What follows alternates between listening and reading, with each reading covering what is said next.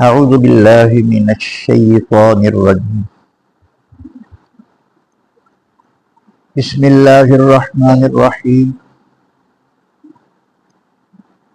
ذوقوا فتنتکم ھذا الذی کنتم بہ تستعجلون۔ اپنی سزا کا مزہ چکھو، یہی ہے وہ چیز جس کے لیے تم جلدی مچاتے تھے۔ پچھلی آیات میں اللہ تبارک و تعالیٰ کے نافرمانوں کا ذکر آیا، جنہوں نے اللہ تبارک و تعالیٰ کی قدر نہیں کی۔ اللہ کی قدر یہ ہے کہ اس کے حکم کو سمجھا جائے اور اس کے حکموں پر عمل کیا جائے، یہ اس کی قدر ہے۔ اب اللہ تبارک و تعالیٰ ارشاد فرما رہا ہے کہ حشر کے دن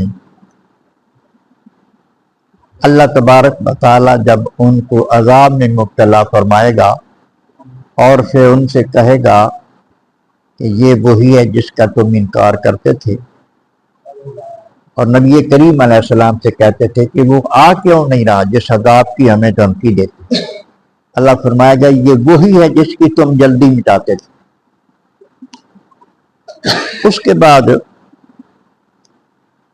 اللہ تبارک و تعالیٰ کے فرما بردار بندوں کا ذکر ہو رہا ہے کہ ان کے ساتھ اللہ پاک کا کیا سلوک ہوگا، ان پر کیا کرم نوازیاں ہوں گی۔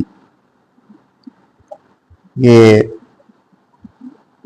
آیت نمبر 15 سے شروع ہو رہا ہے اور غالباً 18 تک اس وقت بیان ہوگا۔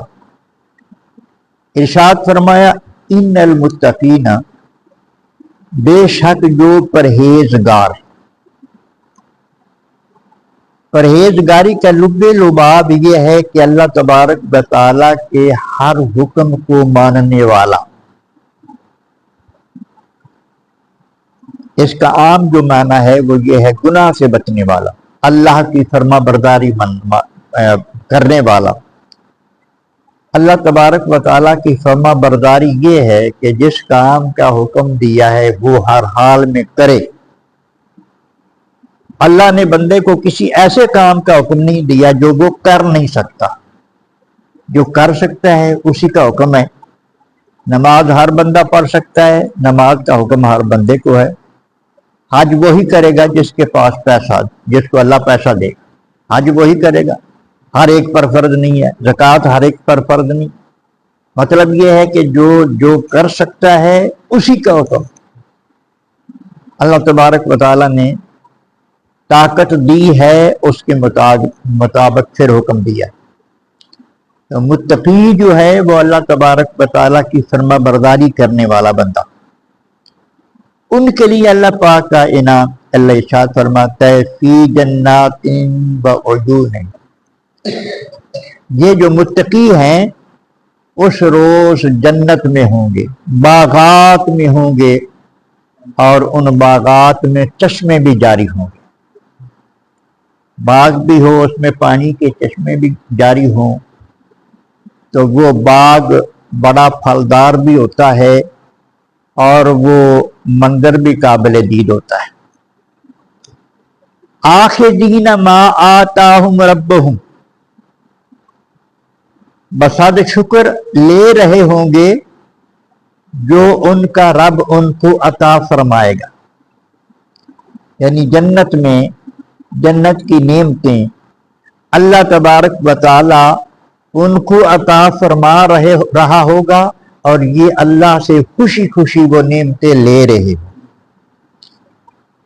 یہ بات جو ہے نا جی، یہ کہ بندہ لے رہا ہے، اللہ دے رہا ہے، یہ اہل ذوق کی اس کیفیت کو سمجھتا ہے کہ یہ اس میں کیا مزہ ہے، اس میں کتنا سرور ہے کہ وہ خالق کے کائنات خود بندے کو عطا فرما رہا ہے اپنے دست قدرت سے، اور بندہ وصول کر رہا ہے۔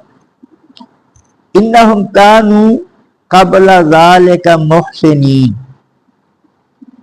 بے شک یہ لوگ جن کے ساتھ اللہ تبارک و تعالیٰ یہ سلوک کر رہا ہے یہ پہلے نیکوکار تھے، یہ دنیا میں نیکوکار بن کر اس نے زندگی گزاری ہے، بدکاریاں انہوں نے چھوڑ دی تھی، یہ بد کردار نہیں تھے لوگ، یہ نیکوکار لوگ تھے، اللہ کے فرما بردار بندے تھے، اس لیے ان پر اللہ تبارک و تعالیٰ کا یہ کرم ہو رہا ہے۔ کانوا قلیلا من اللیل ما یہجعون، یہ لوگ رات کو بہت کم سویا کرتے تھے، یہ لوگ رات کو بہت کم سویا کرتے تھے۔ ان کے کم سونے کی وجہ کیا تھی؟ وجہ یہ تھی کہ ان کو اپنے خالق و مالک کے ساتھ پیار تھا۔ والذین آمنوا اشد حبا للہ، ایمان والے اللہ کے ساتھ سب سے زیادہ پیار کرتے ہیں، اور پھر وہ اس راز کو بھی سمجھتے ہیں، جو اللہ سے محبت کرتے ہیں اس راز پہ بھی سمجھتے ہیں کہ اللہ راضی کس طرح ہوتا ہے، اور جب محبوب راضی ہوتا ہے تو محب کے لیے وہ منظر بڑا مزیدار ہوتا ہے، وہ قابل دید ہوتا ہے۔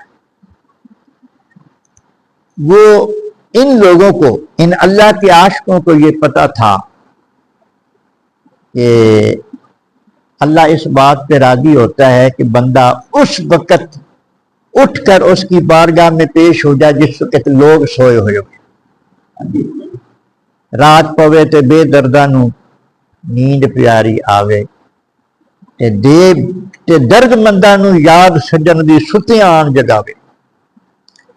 یہ کیفیت ہے کہ اللہ تبارک و تعالیٰ کی محبت ان کو سونے نہیں دیتی، رات کا کچھ حصہ سوتے ہیں اور پھر وہ کھڑے ہو جاتے ہیں۔ نبی کریم رؤوف الرحیم صلی اللہ علیہ وسلم کا ارشاد ہے کہ جب رات کا ایک پہر گزر جاتا ہے تو اللہ تبارک و تعالیٰ آسمان دنیا پر نزول فرماتا ہے اپنی شان کے مطابق، اور پھر اللہ تبارک و تعالیٰ کی طرف سے ندا دی جاتی ہے کوئی مجھ سے مانگنے والا میں اس کو عطا کروں، کوئی بخشش مانگنے والا ہو، کوئی مجھ سے سوال کرنے والا ہو، کوئی مجھ سے حاجت طلب کرنے والا ہو، ہے کوئی ایسا میں اس کو عطا کروں۔ نبی کریم رؤوف الرحیم صلی اللہ علیہ وآلہ وسلم کی بہت بڑی اور بہترین سنت بھی ہے، آقا علیہ الصلوۃ والسلام پر تہجد فرض تھی، امتی پر فرض تو نہیں ہے، لیکن اگر وہ اس کو ضروری سمجھ لے تو ہے یہ بڑے کمال کی بات۔ علامہ اقبال نے فرمایا عطار ہو، رومی ہو، رازی ہو کہ غزالی ہو، کچھ ہاتھ نہیں آتا بے آہ سحرگاہی۔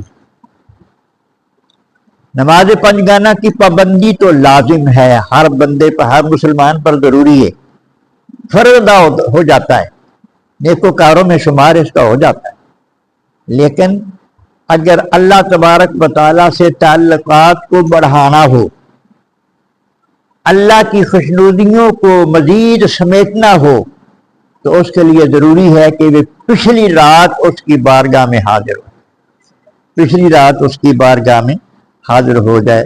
اور ارشاد فرمایا وَبِالْأَسْحَارِ هُمْ يَسْتَغْفِرُونَ، اور پچھلی رات سحری کے وقت وہ اٹھ کر اللہ کی بارگاہ میں مغفرت طلب کرتے ہیں۔ اللہ اکبر، پچھلی رات اللہ کی بارگاہ میں حاضر ہو جاتے ہیں اور اپنی خطاؤں کی، اپنی گناہوں کی معافی طلب کرتے ہیں۔ راتی اٹھ اٹھ زاریاں کر دے، نیر اکیتی دہ دے، فجری اوگن ہار سداون سب تھی نیویں ہوندے۔ جن کو یہ لذت ملتی ہے نا، اللہ تبارک و تعالیٰ کی محبت نصیب ہو جاتی ہے اور اللہ کی عبادت کا ذوق جن کو مل جاتا ہے، اور ان کو پھر یہ کیفیت بھی عطا ہو جاتی ہے کہ وہ اپنی عبادت پر مغرور نہیں ہوتا۔ جیسے جیسے عبادت زیادہ کرتا ہے ایسے ایسے پھر یہ سمجھتا ہے کہ مولا تیری شان کے مطابق میں کچھ نہیں کر سکا، مولا کریم اس عبادت میں بھی جو مجھ سے غلطی ہوگی مجھے معاف کر دینا۔ اپنی خطا سمجھتا ہے، ہر جگہ پہ اپنی خطا سمجھتا ہے اور اللہ تبارک و تعالیٰ کی بارگاہ میں معافی مانگتا ہے۔